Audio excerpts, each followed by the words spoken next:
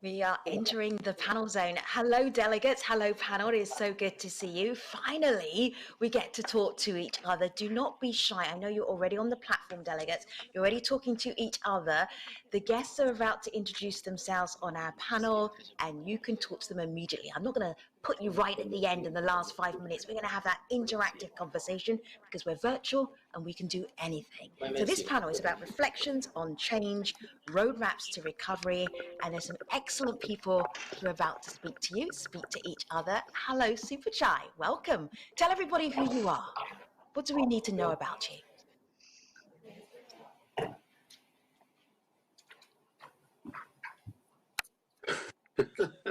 Hello, Supachai. There was silence. I can't like, hear you don't know about me already. Hello, Supachai. Welcome. Welcome. Welcome to the virtual panel. Welcome to Virtual Live. Tell everybody who you are. Do your own introduction will be fantastic because it will be your own introduction. Go ahead. Is that for me? Yes, that's for you. Please introduce yourself. Oh, okay, I'm sorry. Just the sound here is very low. Anyway, thank you, Femi. And I would like to take this opportunity to thank UN Global Compact and under the leadership of Milesi that you have conduct such a summit in a timely basis. Again, the situations in the case of Thailand, we are actually working a lot with among ourselves. Can you hear me? Yes, there's a little bit of background noise going on there, Supachai. It happens sometimes because we've got a panelist behind the scenes and we're trying to sort out her audio. Her name is Clara. You're hearing Clara's voice in the background. We're going to ask the tech team and the audio team, bring Clara's audio down, and then we won't hear it and we won't have her interrupting us. Fingers crossed. Yes, I can hear you. Fingers crossed. All right, Mr. Supachai, it's great to meet you. I will come back to you. Carmony, will you introduce yourself? Give us your introduction. Tell the world who you are. Absolutely. Thank you, Femi. Thank you so much. It's a really honor to be on this panel today and to be able to share some of my thoughts and ideas with you. My name is Carmony Reddy. I'm from South Africa. I work for a business called Distel, which is a beverage business here in South Africa. And as part of our sustainability journey, call it that, I was elected to be on the YSIP, which is the Young Innovators Program that the UN is hosting. So if you haven't heard about it, I urge you to please check out the workshops later on in the agenda and definitely see what these young minds are coming up with. It was really one of the highlights for me this year along sustainability, which I hope to give you more information later on. Oh, you absolutely will. Thank you, Carmony. And bringing in Philip. Philip, do your own introduction. Tell everybody who you are, why you're important on this panel. Go ahead. No, sir, yeah. Okay, my name is Philip Jennings. I just wanted to say to everybody, I was actually there in 1999 when Kofi Annan made his speech at Davos. I was there in the year 2000 when this initiative was launched with just 44 companies. I was there in my capacity as a global trade union leader, a post which I held until 2018 at Uni Global Union. My job there was to promote workers' rights, defend human rights, gain collective bargaining rights, fight for equality, locking horns with multinationals, making agreements with multinational companies, but above all, trying to change their behavior. You can imagine I'm something of a veteran. I'm on the board of the Global Compact, but my mandate is coming to an end soon. And I just say I've lived through multiple crises, the debt crisis, the dot-com crisis, the financial crisis, COVID-19 inequalities, and now George Floyd. The conclusion is the economic model is bust and the business model is bust. We as a world must do better. Thank you. Thank you very much, Philip. That energy, I can tell, has served you well during your career. So this is what we're going to do, panel and delegates as well. We are in a situation where we have a COVID crisis, and we were also not on track for the SDGs as far as businesses coming up to par and working out what are they going to do? How are they going to get ready for 2030? How are they going to be on that development plan? They're already falling behind. And then we had a global pandemic, and now we could be either in a dire situation or we could be in a situation where we have a new opportunity to recover better, stronger, together. That is what I would love to hear about. Let me start with Mr. Supachai in terms of what you are doing as a business in Asia right now to explain how you're fighting COVID-19. What are you doing? Thank you, Femi. In fact, for us, first of all, we have to, as a private sector, we have to maintain jobs. I think we have to be. Secondly, we have to be optimistic, cautiously optimistic.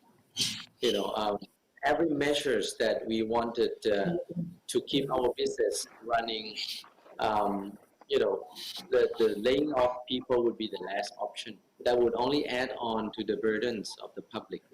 So keeping the jobs is one of the very first initiatives that we actually have and announce throughout the whole CP group.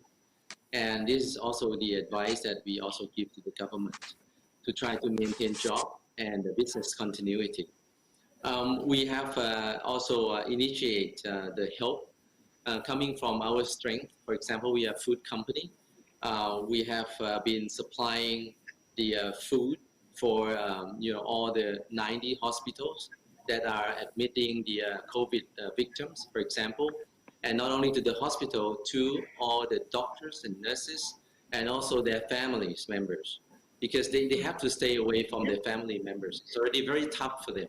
So we want to find ways to leverage our own strength to actually help all those heroes that are sacrificing themselves and their family to actually fight with the COVID.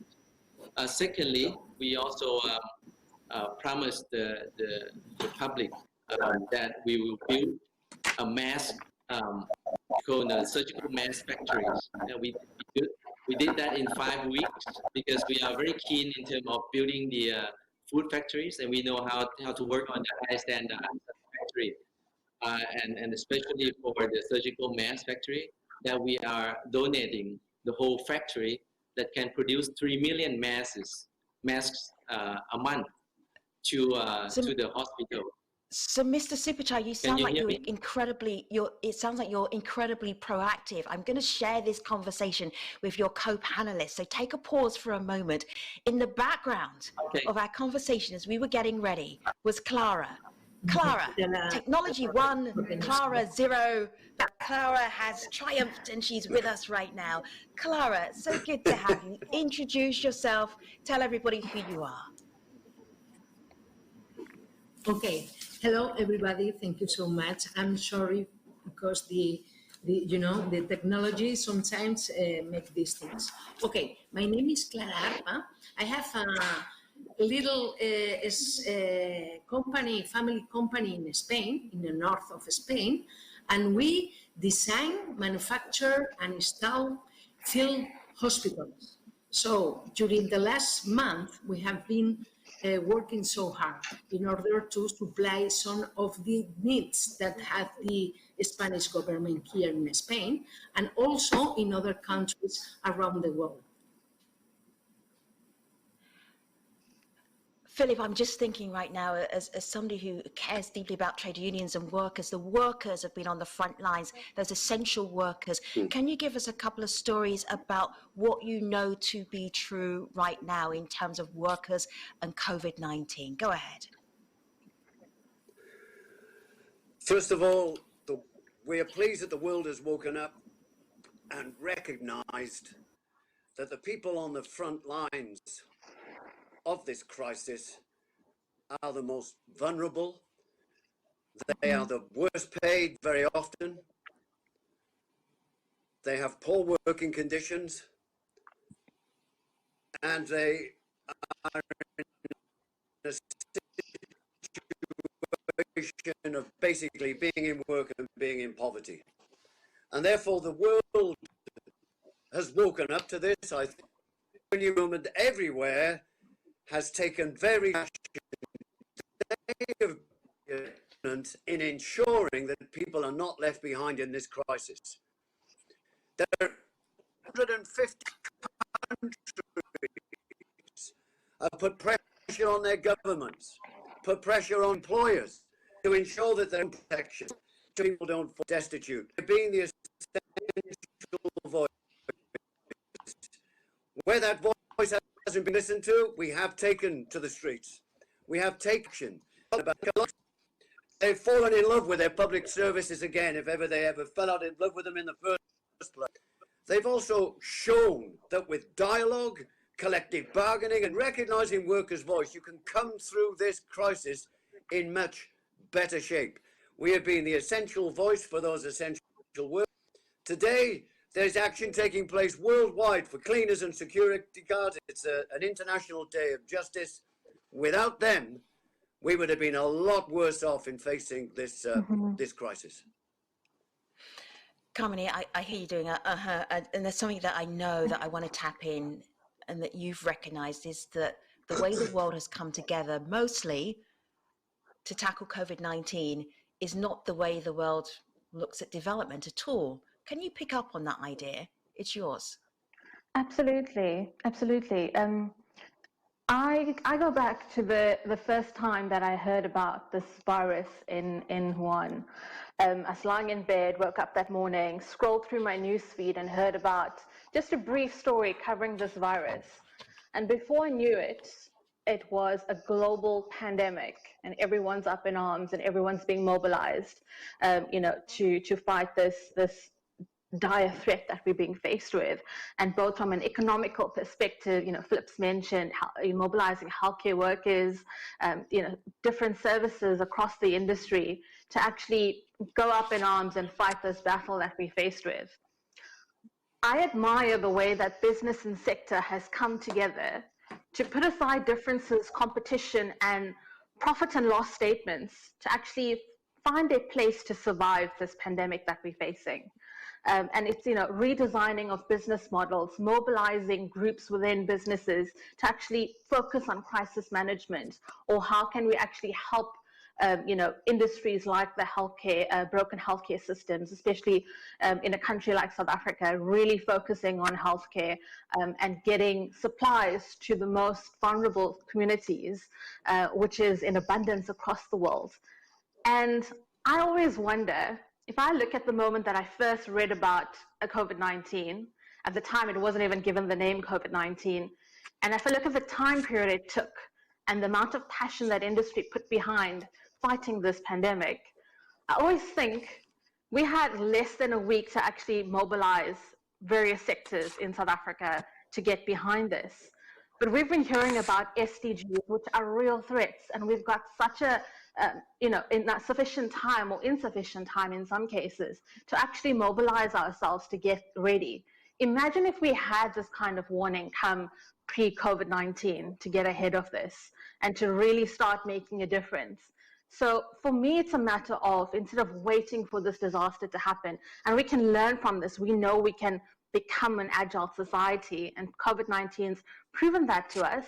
And I think more importantly, proven that to government as well as businesses, that important of having that kind of agile, adaptive mindset when faced with a crisis. And for me, what's important is looking at SDGs. It sounds 2030, sounds far away, but let's use this as an exercise to actually get ourselves mobilized to fighting the real battles that we're going to be faced with in the next 10 years. And COVID-19 is for sure, just the tip of the iceberg for that. Delegates, watching this, you shouldn't just be watching, you should be engaging and being in this conversation. You are the other panelists that we want to bring in.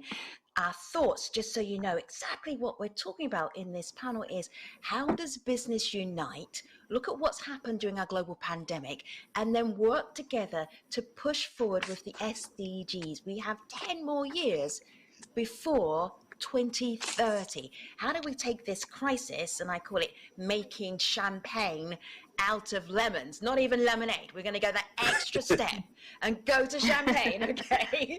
We're not going to let any global pandemic from stopping us from great development. I want to go back to Mr. Supachai. Mr. Supachai, you had this list of things that you had done during COVID-19, but let's look ahead and a roadmap for businesses like yours. What can the leadership do? What can a CEO do to make development possible, even though we're still handling a global pandemic? Ideas. You go first. Thank you, Femi. Again, we should not lose sight of the fact that COVID will, one day goes away. We'll find a way to be able to manage it. And as we are now, okay?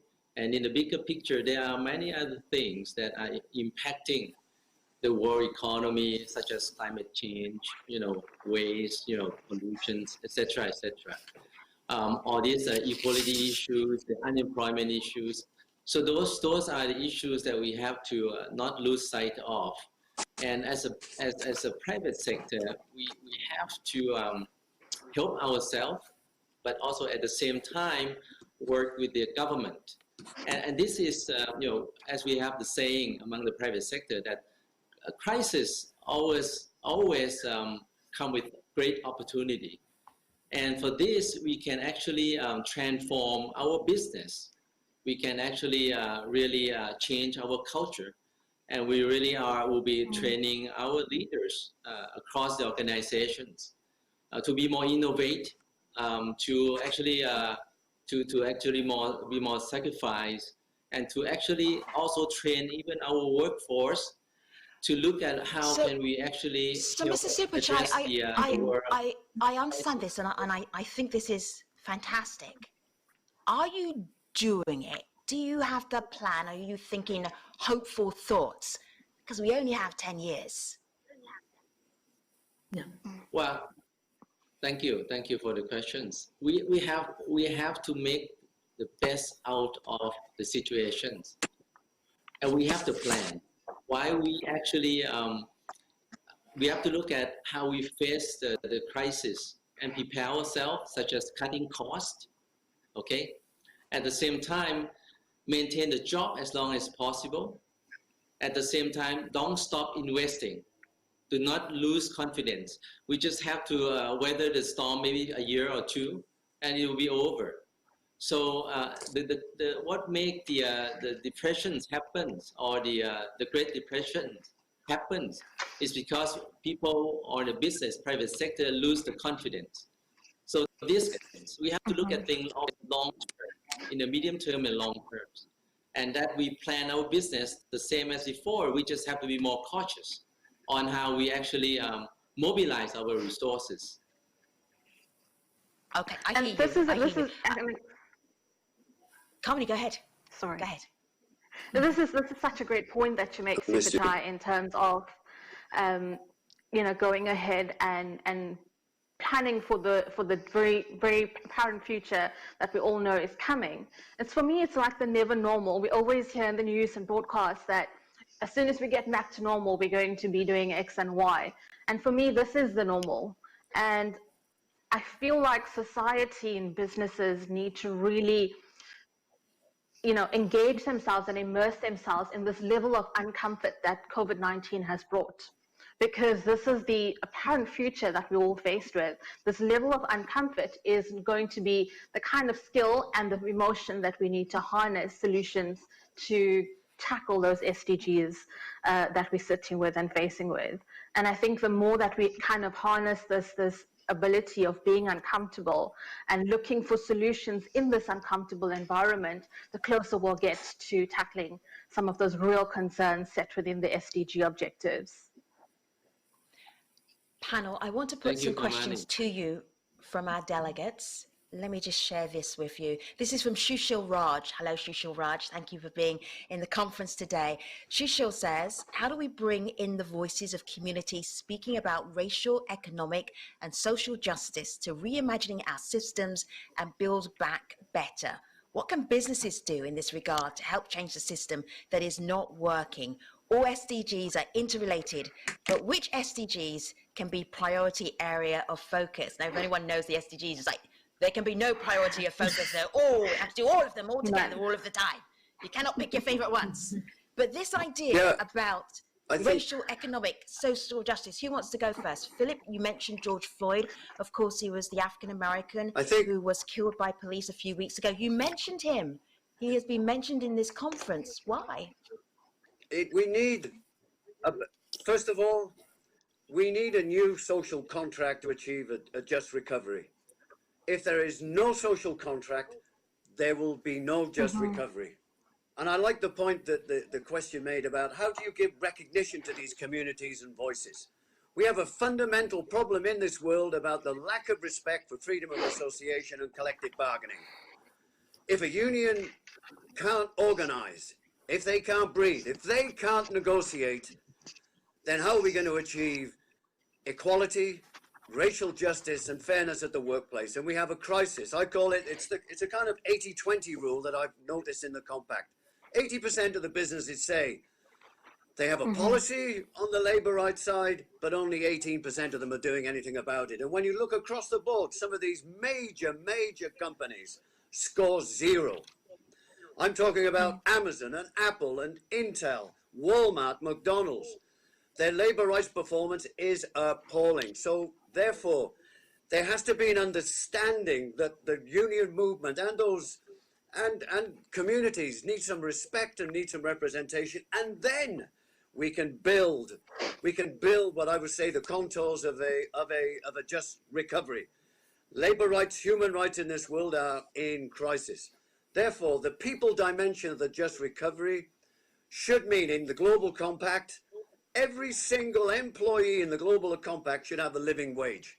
Hopefully it'll be one of the calls coming out of this conference. Every company that is in receipt of government funding has to meet the conditionalities, those social conditionalities, that they will change the way that they will do their business. Now, I have other thoughts on what business should do, what government should do, and what the UN Global Compact should do. But the point is, a new deal, a new social contract. This model is bust. The business model is bust. Clara, let me bring you back into the conversation here. Philip says this model is bust. And I know there's something that you have noticed that you're commenting about where we are right now in terms of the global pandemic is the vulnerability that it has revealed. Do you want to build on that just a little bit more? And in the context of what you do, explain what you mean by vulnerability. Philip says it's bust. You say vulnerability. I'm wondering if they're the same things. Well, I think that today is really difficult to know what is the best way to start, the best point. I think also that we need a regeneration of the industrial and the social and the production. All our protocols, we have to change it, okay? So we have to think about to start from the basement, and today is a very good opportunity because we have the tool.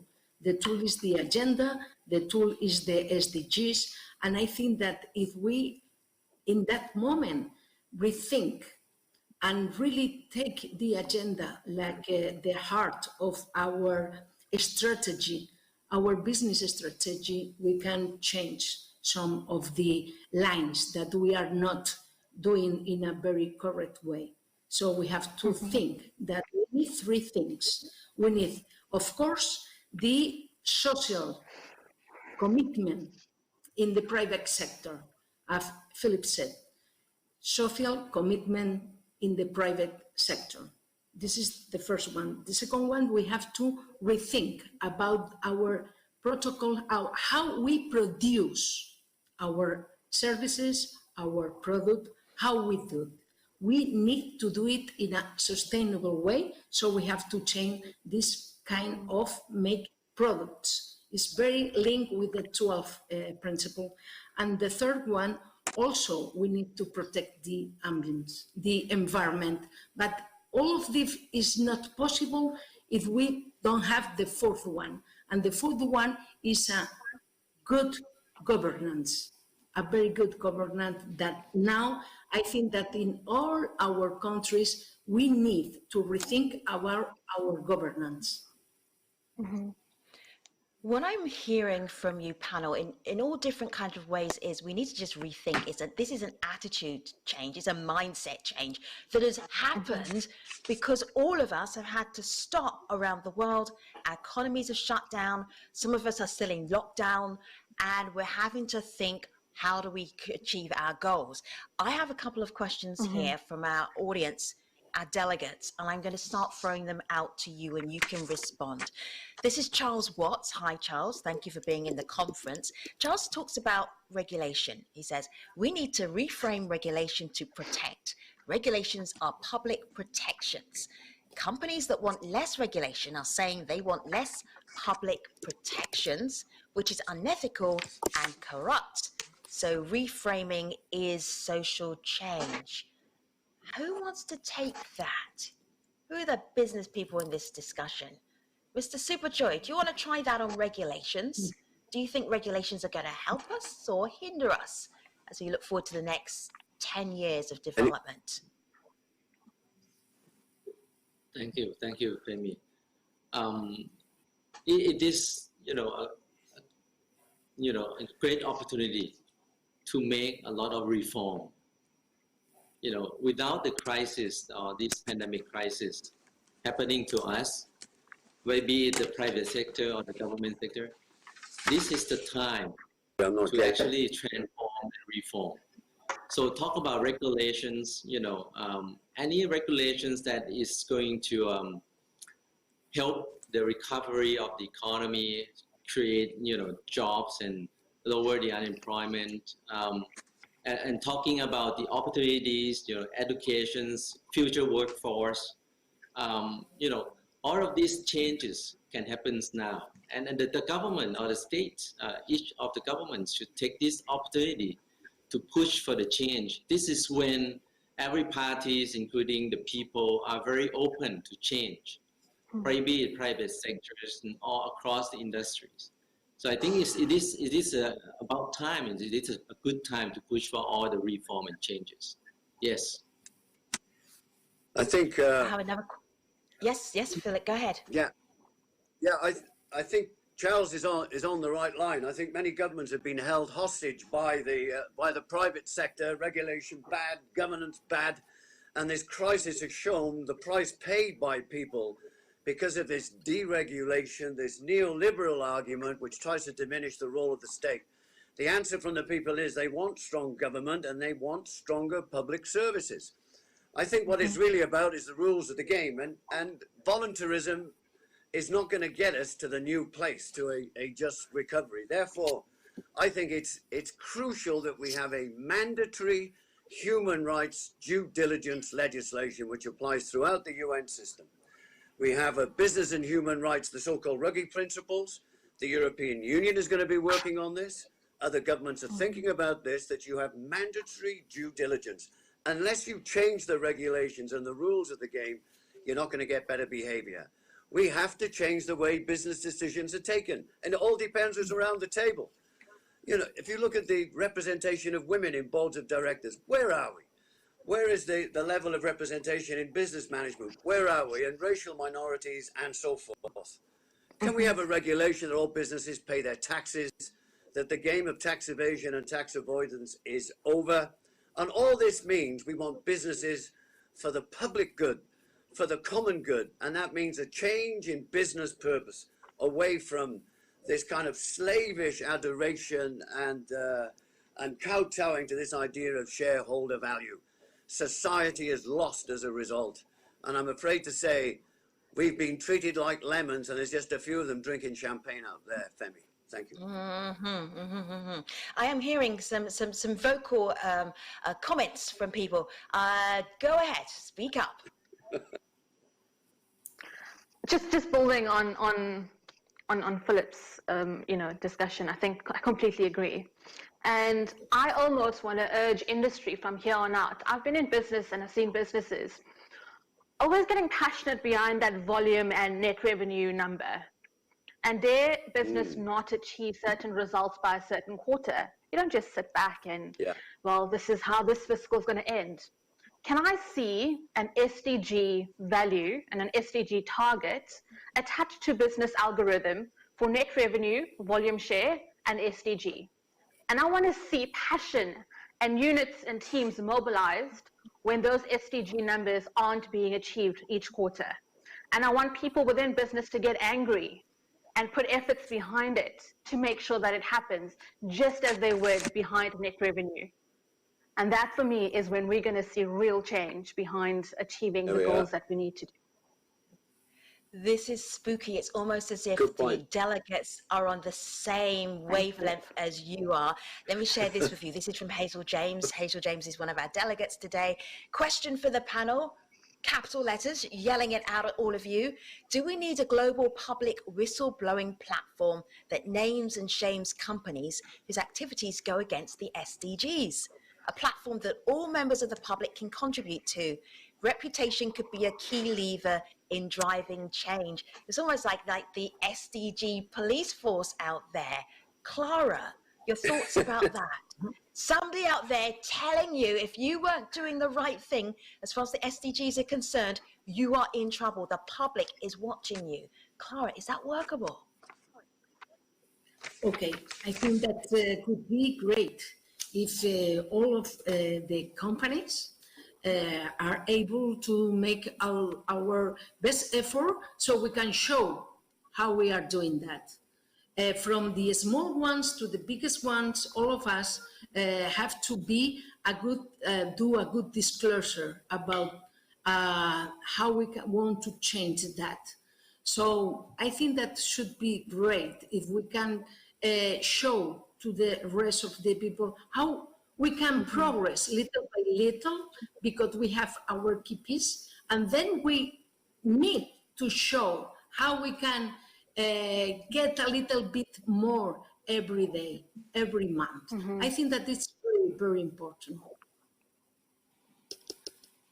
Good idea, Hazel. You combine that with a voice for workers in the workplace, where they can talk about their health and safety concerns, their wage concerns, their job security concerns, then we can get somewhere. Mr. Supachai, what were you going to say? I would like to. Yes, I was going to say that I do not. I'm a believer in love and compassion than creating hatred. That could come, with a lot of fighting to each other, and more towards education, and more towards creating awareness. In fact, I agree in principle that all the private sectors should actually report it, their goals on the zero waste, neutral carbon footprint, human rights, etc. I agree with that, and it should be the positive reinforcement. There could be some negative reinforcement, but the positive reinforcement is almost like raising our own children. Whether we'll explain the logic to them, with reasons, or we just use a stick. So I agree in principle that all private sector should make the reports, and all the stock exchange around the world should actually give their recognitions to these issues of sustainability, the same as they are giving the importance to the issue of governance, for example. I'm just going to remind everybody, if you're just joining our conversation, welcome to the Leaders Summit, the UN Global Compact Leaders Summit. It is virtual, which means that all of our interactions over the next 26 hours, 25 hours now, will be virtual. This is our virtual panel. What we are looking at is, where are we right now with COVID-19? And as businesses who care about the development of our societies, of the world, if we're trying to stay on track for the SDGs for 2030, what do we need to do? How do we take this opportunity and then actually build better, build stronger, build together, which is a theme that you will hear a lot of today. So, panel, I'm going to get you to think about your roadmap. What is on your roadmap? Be practical. I hear the big thoughts. I hear the big ideas. I'm trying to work out how you're going to achieve that. I want to hear that in the next 10 or 15 minutes or so. Let me do this via Guillaume or Hunt. And Guillaume says, what management tools and processes are CEOs implementing today? Have they got the solutions for sustainability? Clara, do you want to start with that? What tools are you able to use? Have you seen being used? Can you repeat? I can hear now. Yes, of course. What management tools, what management processes are you using? Can you see being used? Can you suggest being used to get us back on track with the SDGs for the next 10 years in business? Okay, yeah. Well, and as a small company, don't have so much resources, but we make like a road book, and we try to tick every 6 months something as better as possible. We started to redesigning all our protocols of manufacturing, okay? So we can save and do like an circular economy as much as possible. And then we have some indicators in order to get an advance every 4 months so we can check it. Okay, that's why. The second one for us is very, very important is the training of our staff.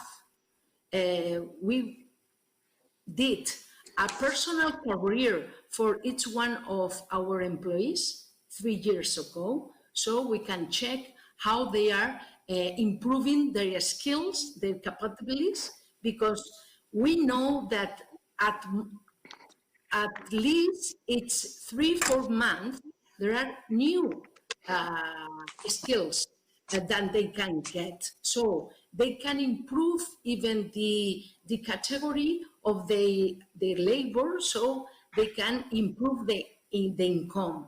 So it's very important, the third one. And the fourth, due to our stakeholders, we want to get more knowledge about what means sustainability, okay? Because we can go along during this way. So we need that everyone that is involved in our environment, our ecosystem of our company, know how we proceed and how we think about a business strategy based on sustainability for the near future. Carmini, you are urging us to think big, to think the same energy that we're using right now for COVID-19, use that energy to get the SDGs done. So you bring that vibrancy, but what about actual processes or tools? What do you have? What For me, you seen? processes, I mean, we've up until now addressed global leaders. We've called on CEOs. We've called on sector and industry to make these changes. But for me, it goes beyond this. So one, from a company perspective, we've put into place measures, and I know the earlier question was, which ones do we choose, which ones do we leave behind from an SDG perspective? Hello? I do think it's mindful for us to actually... There's a little voice saying hello to you. Do not worry, it is not a little voice in your head. We all hear it. Continue anyway. Go ahead, Carmini. Sorry about that. That is fantastic news. That is fantastic news that everyone's hearing it besides me. So as I was saying, it is important for businesses to be mindful, and that's something that Distel's done well in terms of selecting where they actually make the bigger impact on the SDGs. So we've chosen a few to focus on, and we're focusing on sub-objectives within those SDGs to focus on and bring those to life within a period of time. And all our brands and our business operations are aligned to the SDGs that we've chosen, and the focus areas and the objectives that we've chosen within it, and against measurable indicators within that for South Africa or the markets that we trade on. But more so, to my earlier point, outside of just business and reaching out to CEO and governments, having a career early on in marketing, it always fathomed me how consumers don't realize the amount of power that they have in driving global change. If we look at every brand, every business operation, these rely quite heavily on consumer trends. And we're seeing that more and more, where consumers are becoming more mindful in terms of how they're consuming, where they're consuming from, and the businesses behind the products that they buy off shelves. And I think this kind of tester power from consumers is actually going to be that change agent we need to see, where businesses are going to be mobilized. And if businesses don't and want to go back to the comfort of their profit and loss statement, they're actually going to miss an opportunity of being at the forefront of this dynamism and change globally. Secondly, for me, is students. So we see that across industry, you only have sustainability departments that actually focus on it. But I think students coming into the workplace and millennials coming into the workplace have a responsibility and a need to educate themselves on what it is. And they can do two things. So one is to be mindful on the organization that you choose to work for and make sure that it's a business with purpose. And I think if you're working for a business with purpose, automatically that kind of filters into anything that you do within it. And the kind of task that you do is not the job of the sustainability office, but the job from everyone, from the person that's cleaning the floors to the person that's making strategic decisions on board levels. And question, for me, knowing the in-depth indicators behind the SDGs is absolute imperative for anyone working in an organization to know about. And I think newcomers into the workforce have an advantage to familiarize themselves with these objectives and start questioning businesses and strategic thinking against these objectives in terms of where it was. A simple question, I was listening to Melinda Gates. Yeah, go ahead, Kamini, sorry. Yeah, go ahead. Sorry, Kamini. I was listening I have to a question that I want to put to you, but finish your story. Go ahead. Okay, absolutely. And one of the things that struck out to me, and I've been actually ignorant of this in my frame of mind, is female empowerment and having a female voice at the table in aid of achieving the gender equality targets. But looking at it, it's not just having the title, having the seat at the table. It's actually having female empowerment at the forefront of making strategic decisions for business, government, or any other sector that we're looking at. And knowing that kind of level of detail that it takes to actually unpack the SDG is imperative. And this talks to everything from climate action to gender equality to responsible consumption. It's knowing the detail behind it so those actions are actually against making a change. Right. Okay. So I see Philip, and Philip, I want you to sit tight. Don't go wandering Yeah, around. I'm back. I hear you. I see you. We hear you. We see you. We have a question for you as well. All right. So I'm gonna put that to you in a moment. But because Kamini brought up women and gender empowerment and women in positions that are important positions, Clara, I've got to bring you in here because gender is something that you can speak very clearly about. Go ahead. Has that changed? Has that momentum changed in terms of getting women in positions of power now that we're in a crisis that's a health crisis in the world? Well, every time that we have a crisis, a woman gender is going to step forward. Now we have to increase this support that we give to women associations, women for our girls at the schools. We have to push them a little bit more, because every time that we have a crisis, then we go to a step back. So we don't have to hesitate. It's time to accelerate this push for our women, even our girls. So we have to think that in the best way in order to power the woman are education and training. It's very important, women, to get new training to elevate, to up their level in order to make other jobs. It's very important that training, education must be something that we have to offer as much as possible to any kind of woman around the world, because it's the only way that we can reinforce them and make sure that they have other opportunities, better opportunities to increase their way of living. I'm going to bring in Irene Sims' question. Irene has a question exactly for you, Philip. So she says, Philip Jennings, Okay. who or which country or countries or institutions can lead and enforce this redrafting on the social compact? You have said it is broken. We need a new one. Who will lead that? Well, I think first of all, we have to influence those institutions that have influence out there.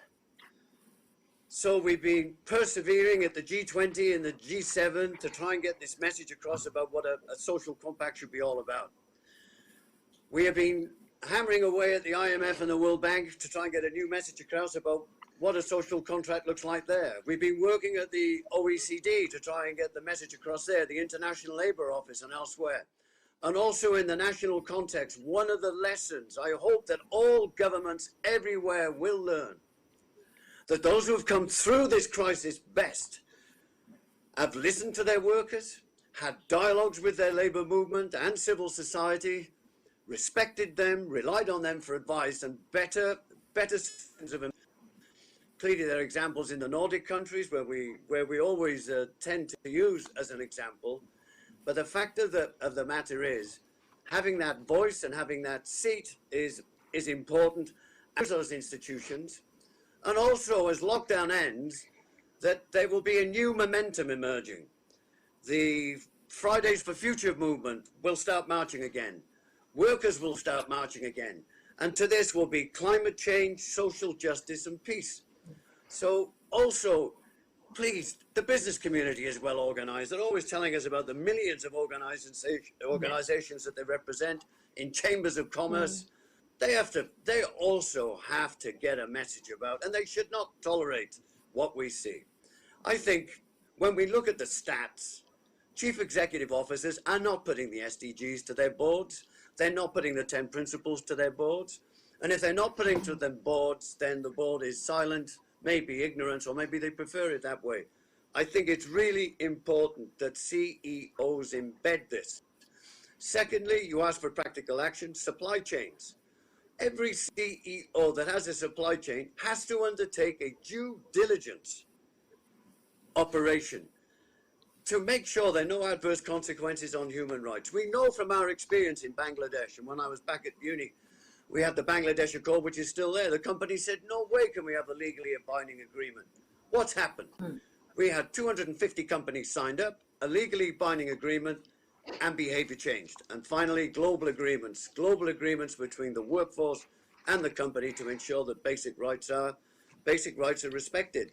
The people are demanding this. 9 out of 10 people in the States said, it's time for business to press the reset button. We ain't gonna get there with Mr. Trump. Now, I know I don't show how political we can get. I hope that the American public can change this guy and then begin a new conversation about what the American dream is all about. Philip, you know, at the United Nations, we don't pick out individual countries. We work together, better, stronger for recovery. So that was a cheeky little insert there, but obviously you were speaking for yourself and not for everybody else. But I hear you. Also, many people are listening and watching the panel and appreciating your panel. Let me give you some love. Matu Stasiak, Philip Jennings is hitting the spot at the plenary. And then some more complicated questions.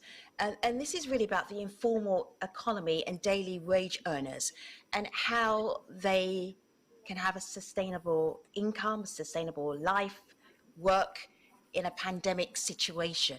Mr. Supachai, let me ask you first, and then I'm going to go to Carmony, who is based in South Africa, so she understands this informal economy, which is slightly trickier.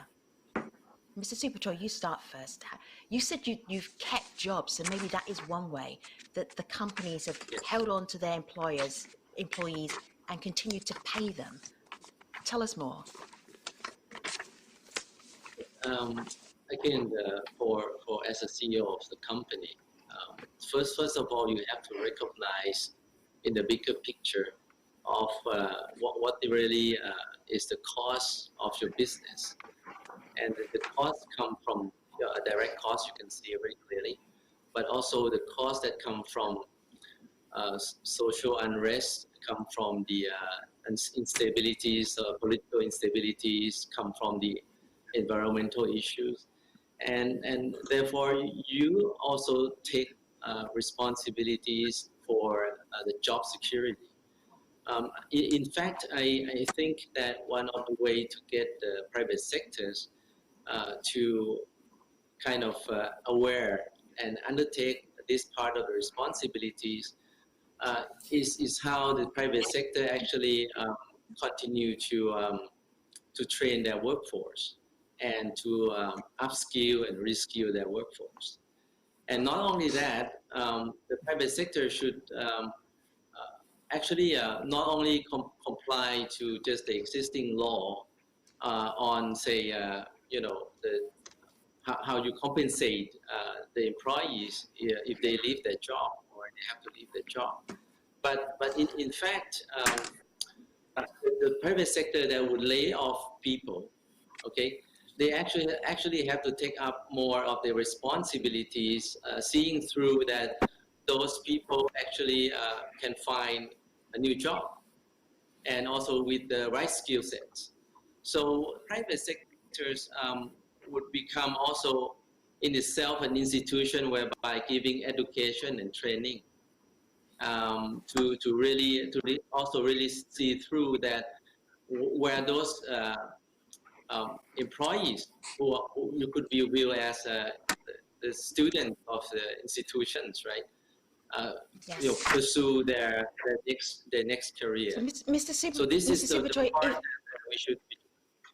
Mr. Supachai, if I may, thank you. You've given us lots of ideas. Kami, I'm just going to ask you very briefly to respond to this idea about the informal economy and how it's sustainable at this time. Literally very briefly, because we're at the end of this panel. Go ahead. Absolutely. I think, South Africa's economy is very much reliant on the informal sector. And unfortunately, with the pandemic that we're faced with, it's been the hardest hit. And it's very difficult for government to inform the right decisions that allows both private, formal and informal sector to thrive in these kind of economic circumstances. What we need to see, and from an SDG perspective, is one, enabling these businesses to recognize the need for sustainable business practices. And I think that's going to come through both policy, government intervention, as well as the private sector and formal sector helping out and supporting these informal trades. All right. So, panel, I cannot believe that the time has flown so fast. And delegates, the questions are extraordinary. Thank you. They're so good. I mean, I could have just done your questions and it would have been a way smarter panel. I appreciate them. Thank you. Do not stop. We've got another 24 hours of this conference to go. I need you to stay with us. But what I want to do, which is very, very, very important, is I want to know in 30 seconds, each panelist, and I mean 30 seconds, which is basically a sentence, how are you leading at this time? How are you leading by example? So we do not only stay on track for the SDGs for business, but also fly ahead of where we would have been anyway. How are you leading, Clara, in a sentence? Working, working, working, working. Working. That was a fantastic sentence. Mr. Supachai. Working, working, working. Yes, I think this is the time we show yes, it is the time we show our children, okay, that the very basics of our existence is actually to help each other and to take care of each other. So that's how we should lead, including in the company as well. With warmth, gentleness, kindness. Good way to lead. Philip, how are you leading at this time?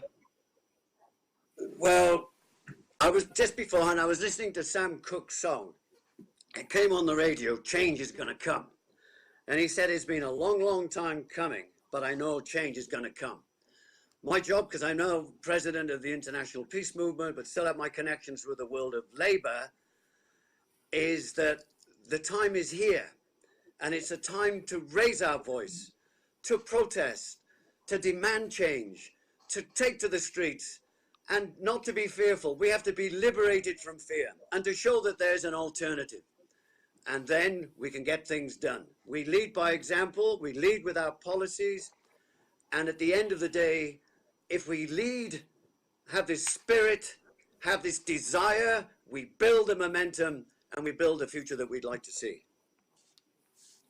It wasn't singing, but I think Sam Cooke would be impressed. Carmony, I'm going to leave it with the voice of the youth, the voice of the future. How are you leading in a sentence at this time? For me, it's to embrace being uncomfortable. And with that discomfort, start raising my voice for change, be it in the organization that I work with, be it among my extended community of a network and colleagues and friends, and start really making SDGs a part of the conversation and part of the discussion, and get people up in arms about it and get angry about it and start doing something in their big or small capacity. I think we all have the power for change if we just believe we can. Good job. Panel, Very good. you were inspiring.